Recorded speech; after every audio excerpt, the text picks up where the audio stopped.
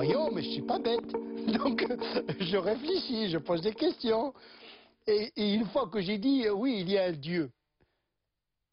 Mais l'aventure ne se termine pas. Qui est derrière cette œuvre incroyable? Le monde visible, le monde invisible, le monde des particules, le monde... C'est formidable cette création. Para os crentes, Deus está na origem do mundo. Bereshit bara Elohim et hashamayim ve'et haaretz. É o que pensam os judeus, os cristãos e os muçulmanos. Vayomer Elohim yehi or, vahi or. Mas crer em Deus como origem do mundo será ainda possível nos dias de hoje? Será compatível com a ciência e as suas descobertas? Com a razão? Ainda se poderá pensar que o mundo foi criado em 7 dias? Como está escrito no Gênesis?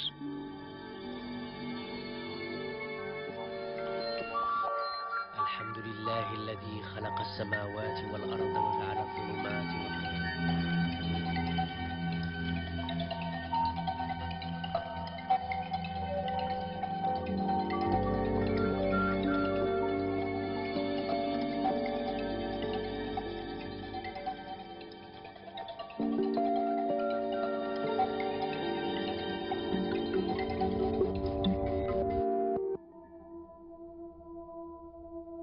No início, Deus criou o céu e a terra.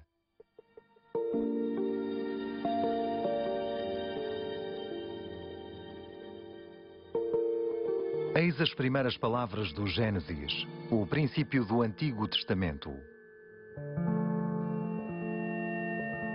No primeiro capítulo, contam-nos como nasceu o mundo e como a vida apareceu na terra. Porque no início, para além de Deus, não havia muita coisa.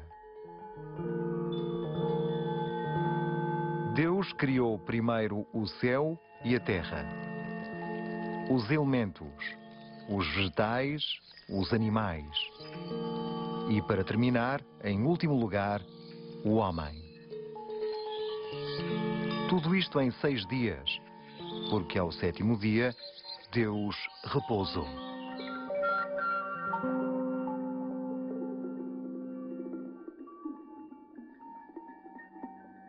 Esta história da criação é comum a judeus e a cristãos. Ainda está muito presente aos olhos dos crentes.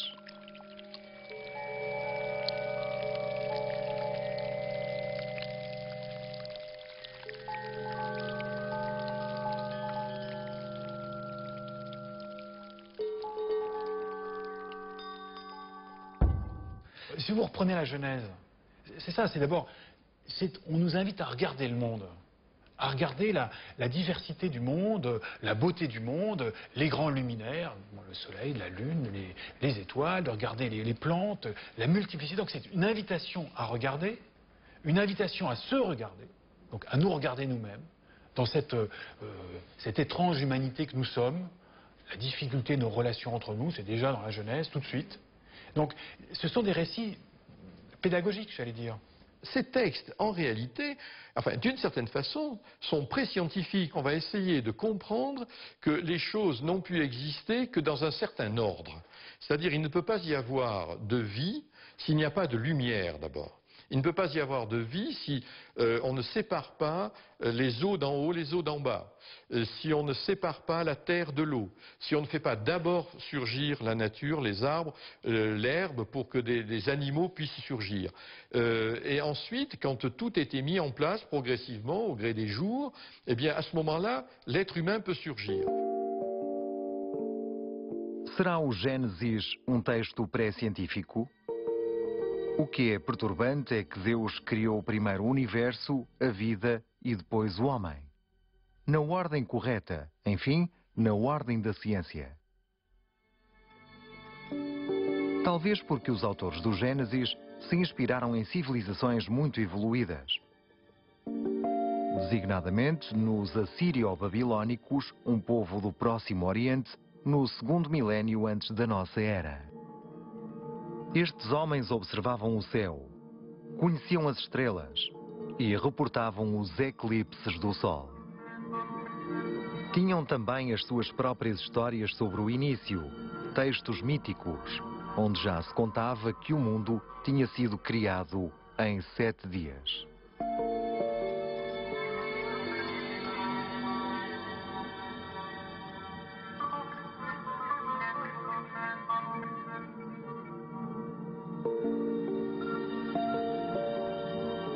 O Gênesis é fruto de uma longa história. Une todos os monoteísmos, até o Corão, e retoma no século VII.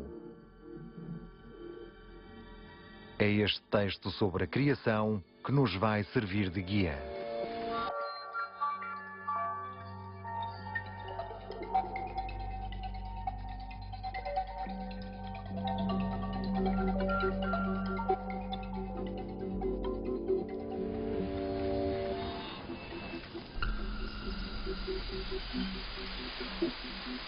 A terra era um caos e estava vazia. Havia trevas para lá do abismo. E o sopro de Deus revolvia a superfície das águas.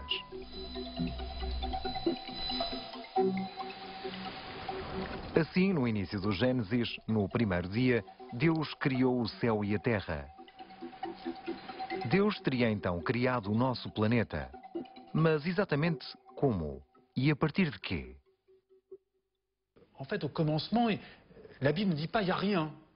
Elle dit Dieu commence à organiser quelque chose. Il y a un vaste chaos, tohu bohu. C'est le mot hébreu qu'on le connaît aujourd'hui en français. Un vaste chaos, un bric-à-brac, on pourrait dire, dans lequel Dieu organise ce bric-à-brac. Oui, il y a des passages dans le Coran qui laissent entendre que, à l'origine de notre monde tel que nous le connaissons aujourd'hui, le monde physique, à l'origine, il y avait une masse compacte, ratq. C'est voilà le mot utilisé par le Coran. Et puis, il y a une fissuration, fatq.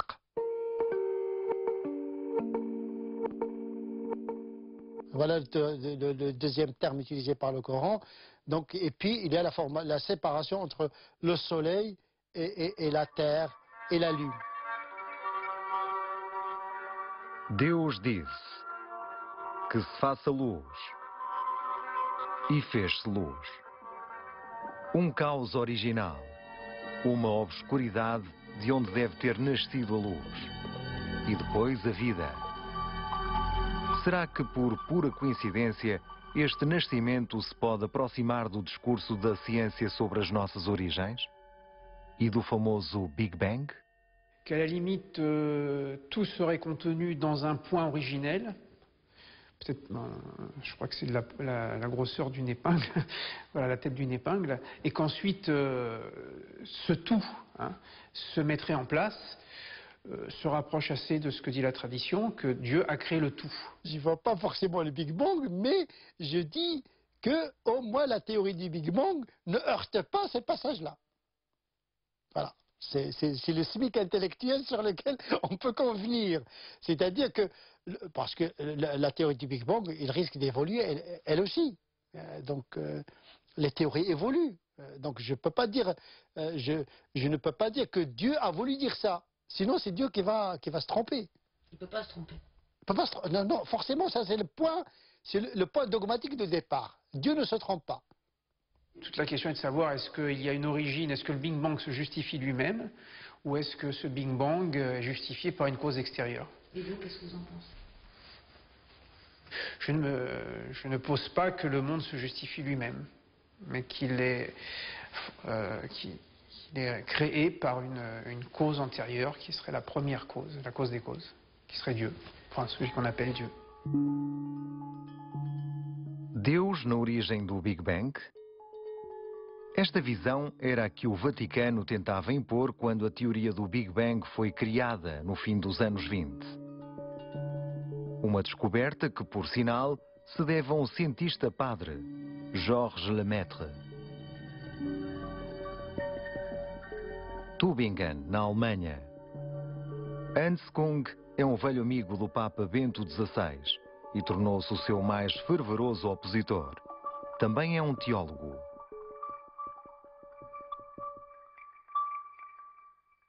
Ja, es ist eine sehr erfreuliche Tatsache, dass es ein Theologe war, Georges Lemaitre, ein Professor von Louvain, der die Big Bang-Theorie begründet hat. Und im Grunde hätte das durchaus helfen können, die Naturwissenschaft und die Theologie besser zueinander zu bringen. Es hat sehr oft an der Theologie gefehlt, warum man das nicht gut verstanden hat. Der Urknall bedeutet aber auch eine Herausforderung für die Theologie und die Kirche, dass man den Urknall nicht missbraucht für einen Gottesbeweis. Denn man kann mit dem Urknall nur beweisen, dass es so angefangen hat, aber was die Ursache ist, ist nicht eine Sache eines Beweises, sondern eine Sache des Glaubens.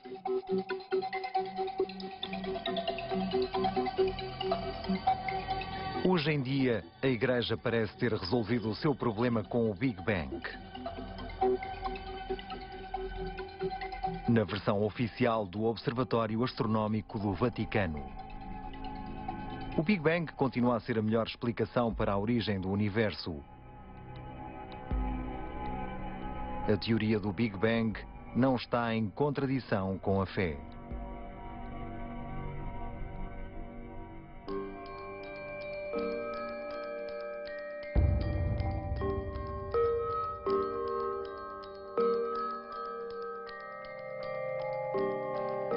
Deus chamou à luz dia e chamou às trevas noite.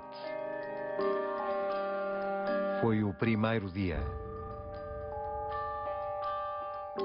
No Gênesis, em apenas uma semana, Deus criou o mundo. Estranho, quando sabemos que a Terra, segundo a ciência, tem mais de 4 milhares de milhões de anos. Então será o tempo de Deus o tempo do homem? Podemos ousar compará-lo? Em resumo, terá Deus criado o mundo em 7 dias?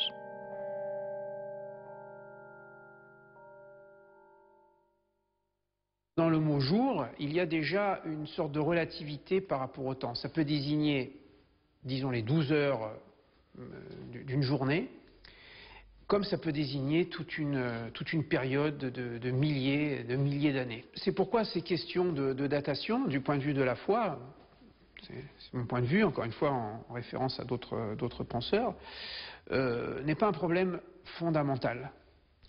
On peut très bien croire en Dieu, pratiquer la religion et affirmer d'un autre côté que le monde a plusieurs milliards d'années.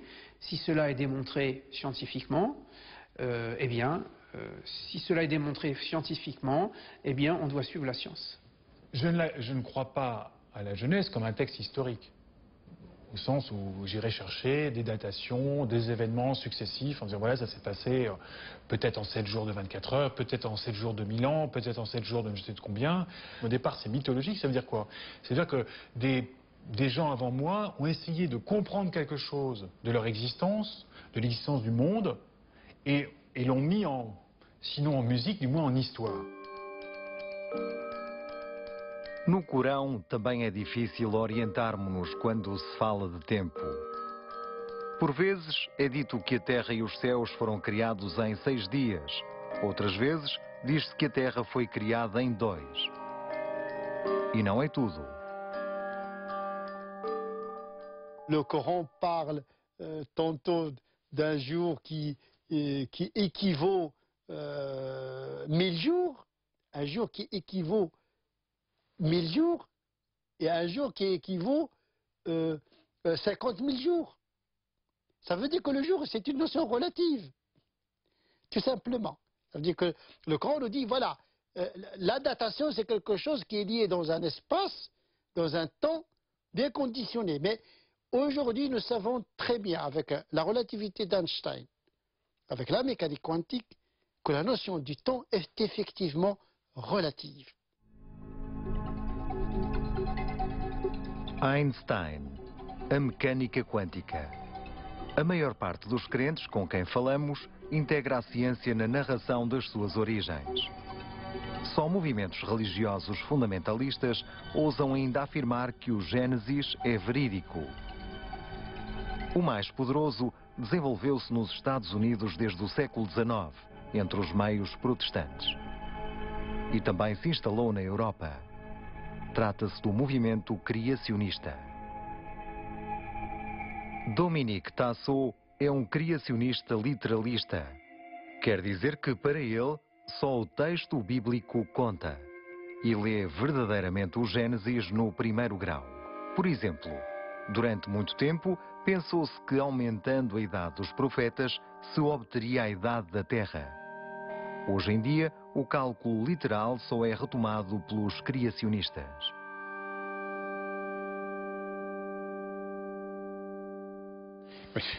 Je crois que la Terre a quelques milliers d'années. Parce que, comme je vous dis, pour moi, le temps ne commence que quand qu'au 7e jour. Tout le Big Bang, tout ça, etc., c'est dans quel temps alors tout ça? Non, pour moi, il n'y a pas de Big Bang. Ah. Il n'y a pas de Big Bang. Si vous voulez, moi, les objections que j'ai au Big Bang, je les ai d'un point de vue scientifique. Si vous voulez, c'est parce que... Parce qu'elles contredisent aussi le récit biblique. Alors c'est un petit peu différent. C'est-à-dire que du fait qu'elles contredisent le récit biblique, je sais, avant même de rentrer dedans, que quelque part, il y a forcément... c'est forcément faux.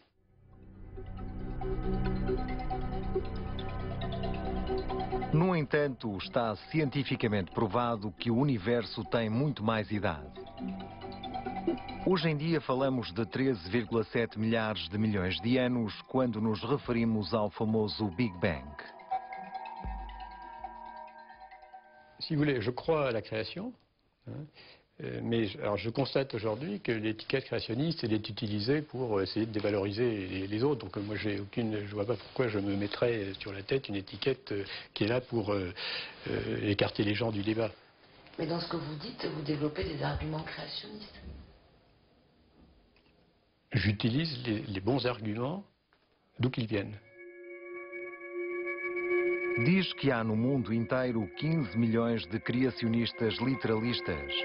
Em França, representam apenas uma corrente minoritária entre os crentes. Mas isso não os impede de se organizarem em lugares secretos, como aqui, nos confins da Alemanha. Aqui, onde voltamos a encontrar Dominique Tasso, rodeado de criacionistas como ele. Há católicos, padres e bispos. E também judeus. Vieram de toda a Europa. E estes fundamentalistas não param de provocar entre os crentes. Je n'ai jamais rencontré la moindre difficulté par rapport aux données des sciences. Jamais. Et jamais d'opposition ou de critique. Ces dernières années, avec le refluent des États-Unis, le créationnisme, le fondamentalisme, de ce point de vue-là, l'islam n'a pas arrangé les choses.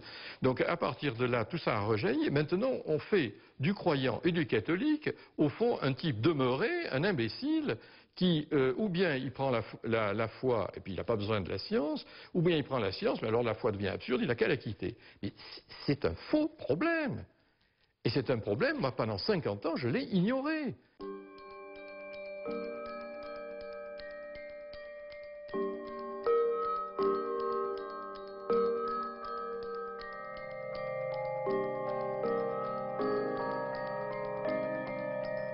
No Gênesis, Deus criou durante 6 dias.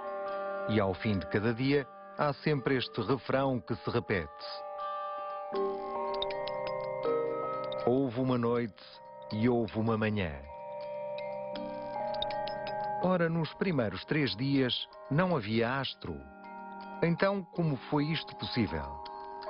Como é que se pode dizer, então, que havia dia se não havia sol? E não é tudo. Por exemplo, com a criação das plantas, o 3º dia. Je me rends compte que les plantes ont été créées le 3e jour et que la lumière du soleil a été créée le 4e jour, selon le texte biblique. Je me pose des questions par rapport à l'action chlorophyllienne, parce que pour qu'il y ait des arbres, il faut qu'il y ait un soleil. Or, le soleil et les astres ont été créés après. Ce qui veut dire que, de mon point de vue, l'écriture du récit biblique ne suit pas la chronologie de l'apparition de la vie. Plantas criadas quando não há sol? Isto faz parte das incoerências científicas que se identificam hoje no livro de Gênesis. Mas durante séculos, a sua leitura, admitamos, não feriu os conhecimentos científicos. Tudo corria bem. Até que os cientistas começaram a fazer descobertas e a ter uma outra explicação do mundo.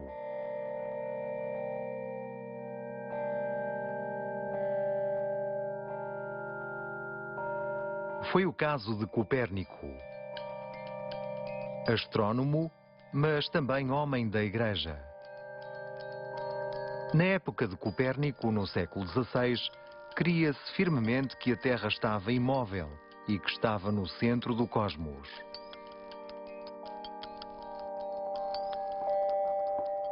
Copérnico demonstrou o inverso. A Terra gira não só à volta de si própria, mas também gira em volta do Sol. A Terra, um planeta entre outros. O homem, uma poeira de estrelas. Inimaginável para a Igreja. Seit Kopernikus zeigt sich der Ursprung der Welt und ihre Entwicklung in einem völlig anderen Licht. Und diese neue Sicht schien zunächst mal in totalem Widerspruch zu sein mit dem, was die Bibel uns sagt und was man durch Tausende von Jahren geglaubt hat. Ja, man hat die Fragen nicht zugelassen. Man hat Leute, die im Sinne von Kopernikus geschrieben haben, auf den Index der verbotenen Bücher gesetzt oder hat Professoren abgesetzt.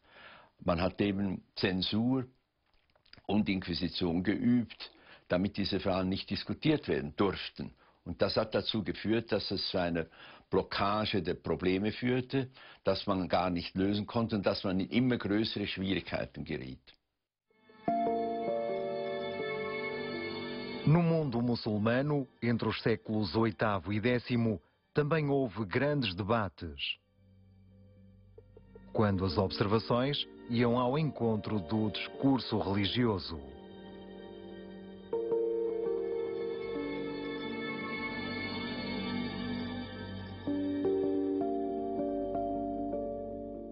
Pendant très longtemps, on a pensé que seul un univers très limité convenait à la majesté de Dieu, parce que l'univers devait être humble vis-à-vis de Dieu.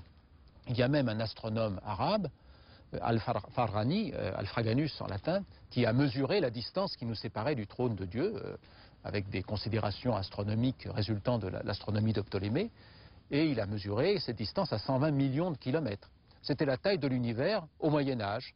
Et puis, à la Renaissance, certains ont commencé à émettre des doutes sur la taille limitée de l'univers et à penser que l'univers devait être très grand, et maintenant on pense qu'il est même infini. Assim como Copérnico, cujas teorias foram rejeitadas pela Igreja depois da sua morte, o filósofo árabe Averroes inquietava os muçulmanos do século XII. A sua falha, ter dito que a religião tinha que se adaptar aos princípios científicos. Hoje em dia, já não estamos nesse ponto. E podemos mesmo ser investigadores e viver abertamente a nossa fé. Bruno Guiderdoni é diretor do Instituto de Astrofísica em Lyon. Converteu-se ao Islão há mais de 20 anos. Bien évidemment, je lis le Coran avec mon arrière-plan scientifique, avec ma connaissance scientifique. Et j'aime lire le Coran aussi pour la beauté des descriptions du monde. Et ces descriptions du monde font des résonances en moi. Maintenant, il y a la mode d'interpréter les textes sacrés, et le Coran en particulier, pour y lire des énoncés scientifiques. Et je crois qu'en fait, il s'agit d'une erreur de perspective, à la fois du point de vue religieux et du point de vue scientifique. Bien évidemment, il y a des versets qui peuvent être évocateurs de résonance, de similitude. Mais en fin de compte, le discours religieux, le discours du Coran, ce n'est pas un discours qui nous parle du monde, qui nous parle des lois de la physique, c'est un discours qui nous parle du sens du monde.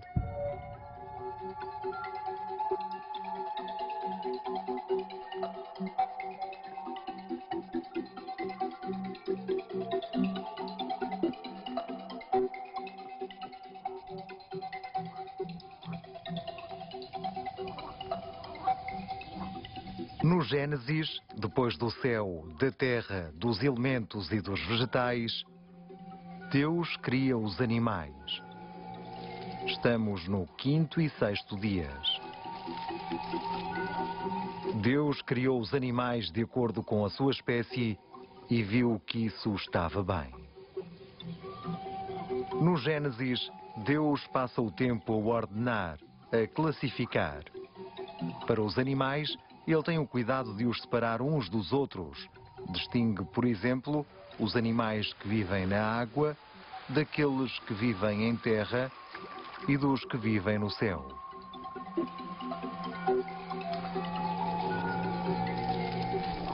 De uma vez por todas, cada coisa no seu lugar. Durante séculos, cremos então que as espécies assim formadas por Deus permaneciam imutáveis para a eternidade.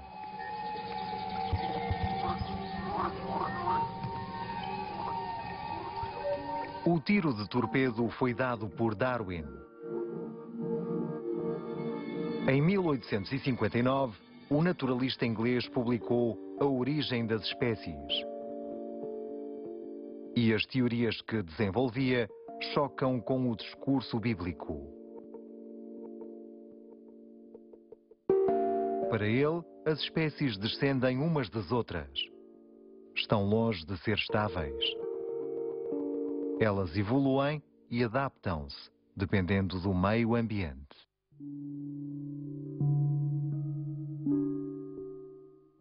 Cento e 50 anos depois, só os movimentos religiosos extremistas contestam a herança de Darwin. São os criacionistas.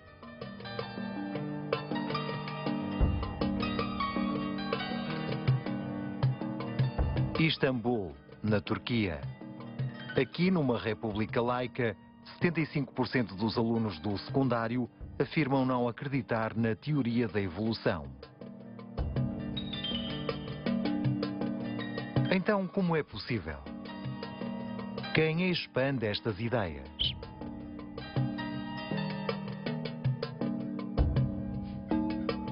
Por exemplo, Harun Yahya, autoproclamado líder do criacionismo muçulmano. Nesta casa emprestada pelos amigos, instalou um verdadeiro estúdio de televisão.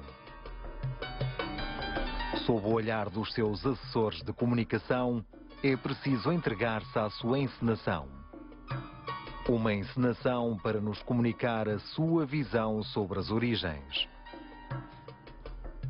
Harun Yahya pensa que a Terra tem 4,6 milhares de milhões de anos, mas está convencido que as formas de vida nunca evoluíram.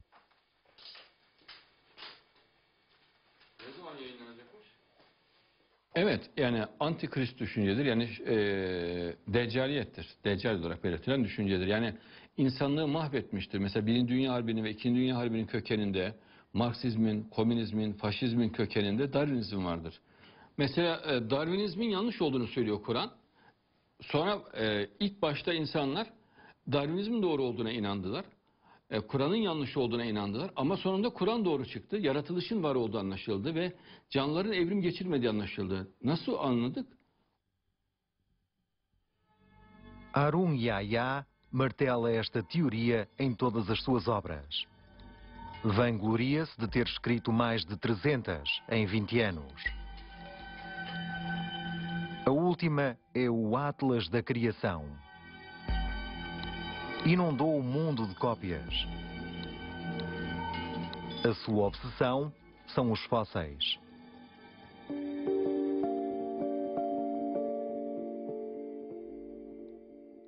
Escolhe os mais velhos e compara-os com as espécies atuais.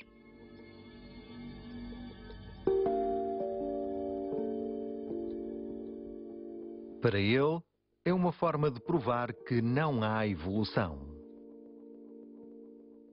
On binlerce fotoğraf ve belgeyle bunu ispat ettik. Şu an benim elimde 70 bine yakın fotoğraf var. Hayvanların, canlıların ve bitkilerin, işte böceklerin değişmediğine dair. 250 milyon ki 300 milyona yaklaşık şu an fosil var.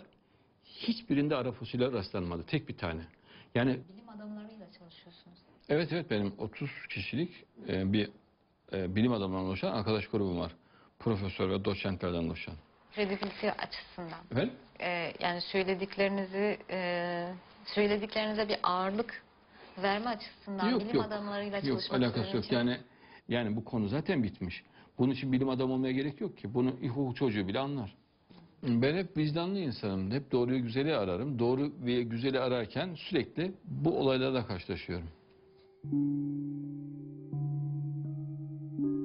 A verdade é que hoje há fósseis que provam bem a evolução. Efetivamente, Arum Yahya não é cientista, mas pregador de percurso duvidoso, provido de importantes meios, sem que se saiba muito bem de onde vem a sua fortuna.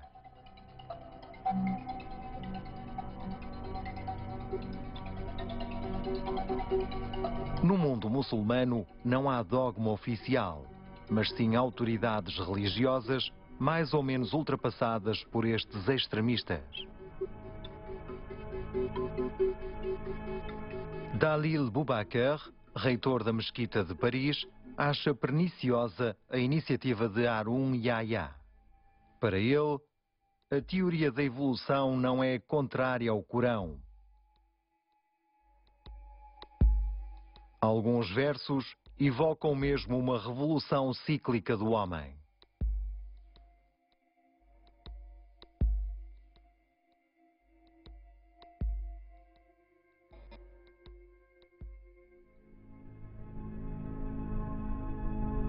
Darwin não se interessava só pelos animais.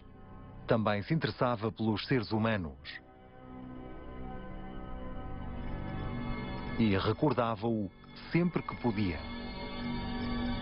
E diz mesmo, é como se tivesse cometido um homicídio.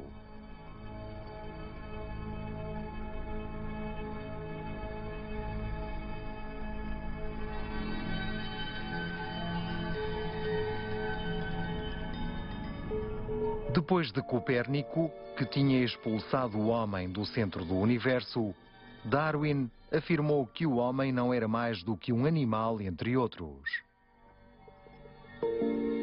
E aí, tocou no sagrado. Porque o homem é o culminar da criação. É o culminar do Gênesis.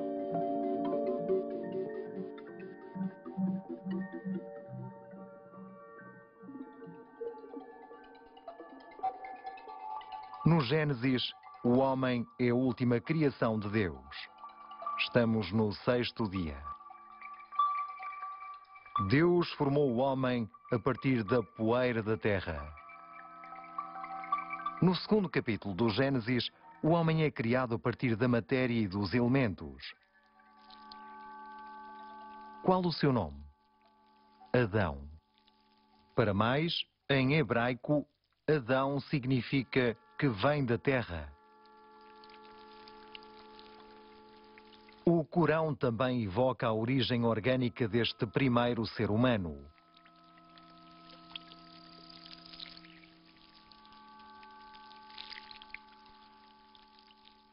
Pour la création de l'être humain, il est parlé d'argile, d'eau, d'une goutte de sperme qui a été déposée à un moment donné.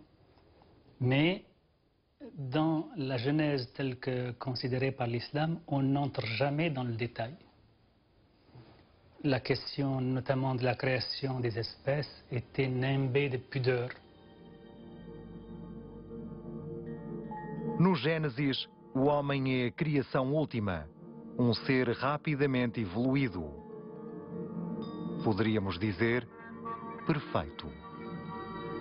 Está mesmo escrito que ele foi criado à imagem de Deus. Deus criou o homem à sua imagem.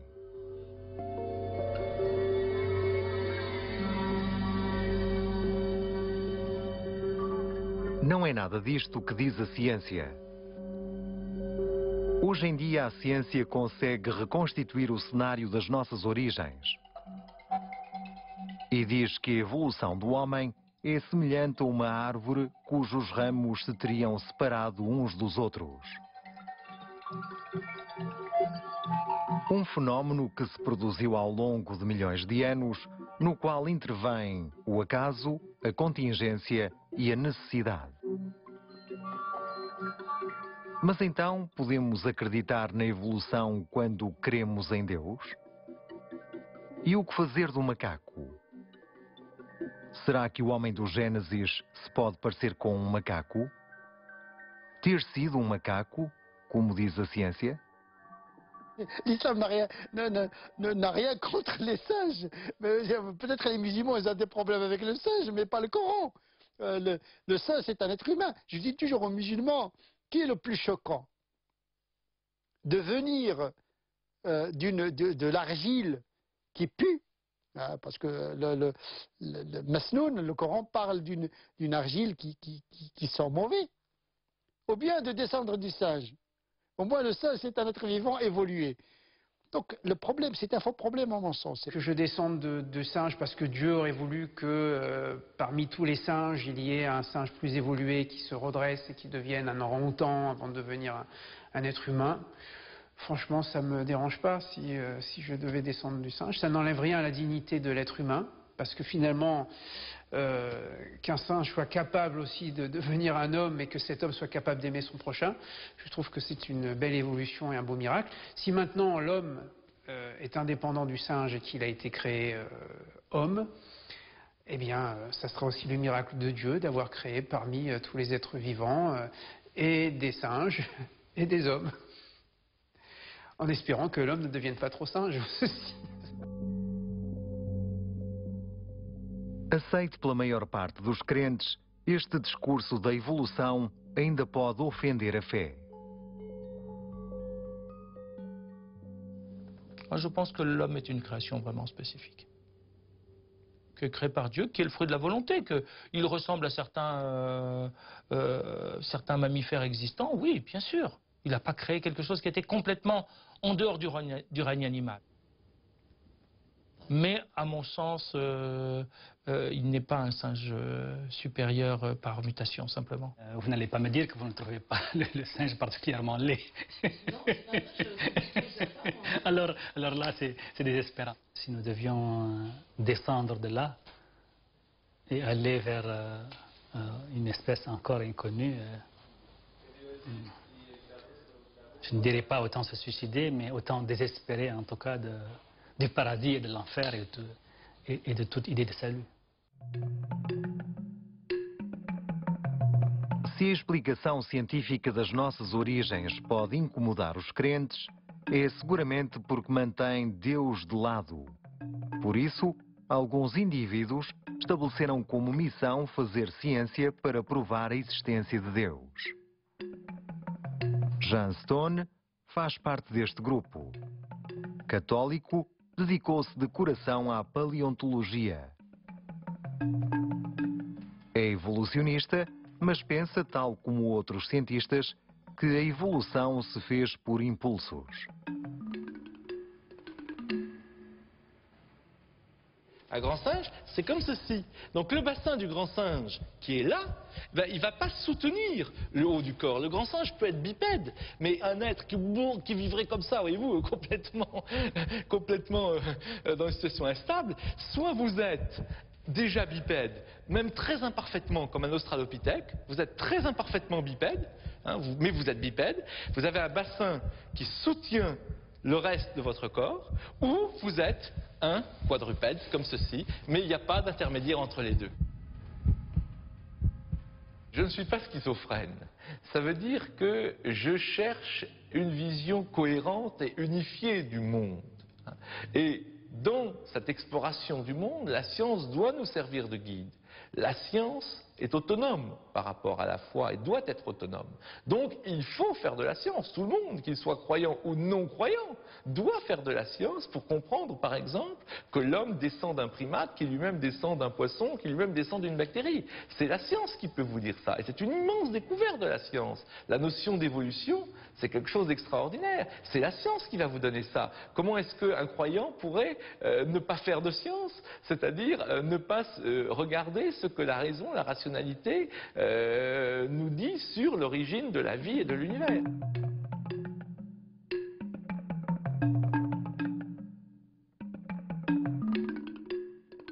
Imaginez, il faudrait faire passer l'image derrière, je vais recommencer, il me fait passer l'image derrière. Imaginez une colline avec des billes au sommet de la colline, d'accord?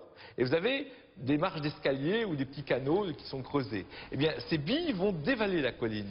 Elles vont au hasard s'entrechoquer et prendre des chemins très différents, mais qui sont déjà prédéterminés. Eh bien, c'est la vision que j'ai de l'évolution, comme des billes qui descendent une marche d'escalier, canalisées dans une direction particulière.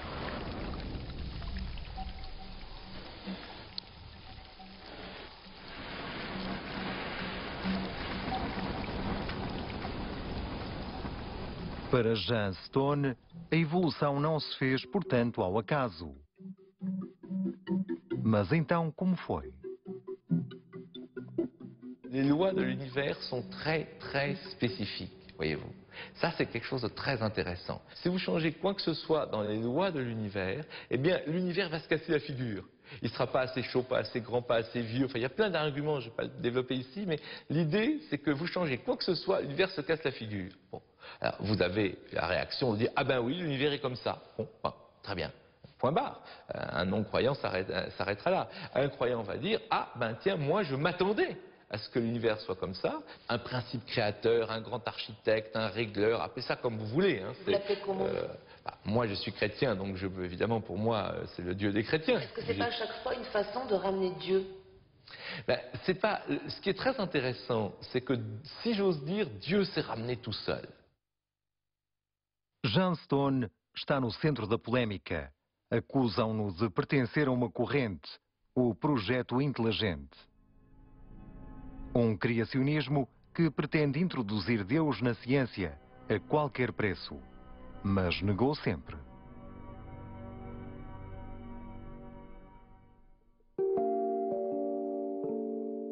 No século XIX, as teorias de Darwin encontraram uma forte hostilidade na comunidade anglicana e, para além disso, no seio das igrejas cristãs. Hoje ele continua a provocar debate ao mais alto nível no Vaticano. Es ist leider so, dass die Position vor allem von der römischen Autoritäten bezüglich der Evolution nicht klar ist. Man ist zweideutig. Erstens kann man nicht mehr leugnen, dass dieser Evolutionsprozess im Sinne von Darwin stattgefunden hat, im Prinzip. Andererseits aber möchte man doch immer wieder theologische Argumente einschmuggeln, doch noch an traditionellen Positionen festzuhalten. As autoridades da Igreja são ambíguas. Para o Papa Bento XVI, nós não somos o produto acidental e desprovido de sentido da evolução. Cada um de nós é fruto de um pensamento de Deus.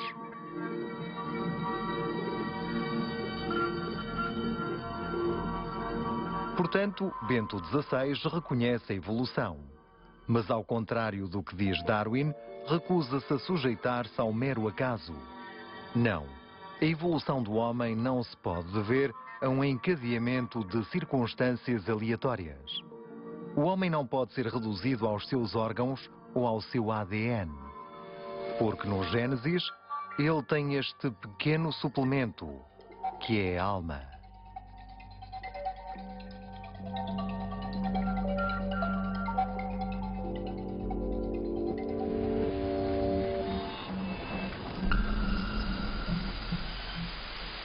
No No Gênesis, Deus criou o homem com terra. Mas é graças ao sopro divino que o homem pôde, enfim, existir. Deus inspirou nas narinas um sopro de vida e o homem tornou-se um ser vivo. Le regard que porte la religion sur l'homme est un regard complexe, qui n'est pas réduit à la génétique, qui n'est pas réduit à la biologie, puisqu'il est habité par une dimension qui toute, en épousant le biologique, le transcende en même temps. C'est ce qu'on appelle roh, le souffle, l'esprit, l'âme.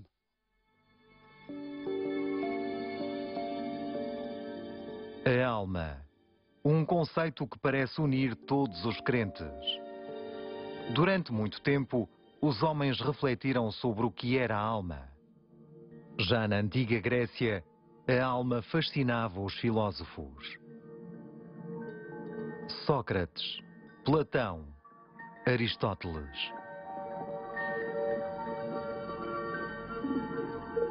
Tal como estes filósofos, as três religiões monoteístas pensam que a alma é a essência do homem.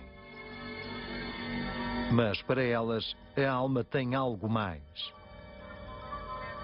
Ela une de forma definitiva o homem a Deus. E para os crentes, isto é verdadeiramente inalienável.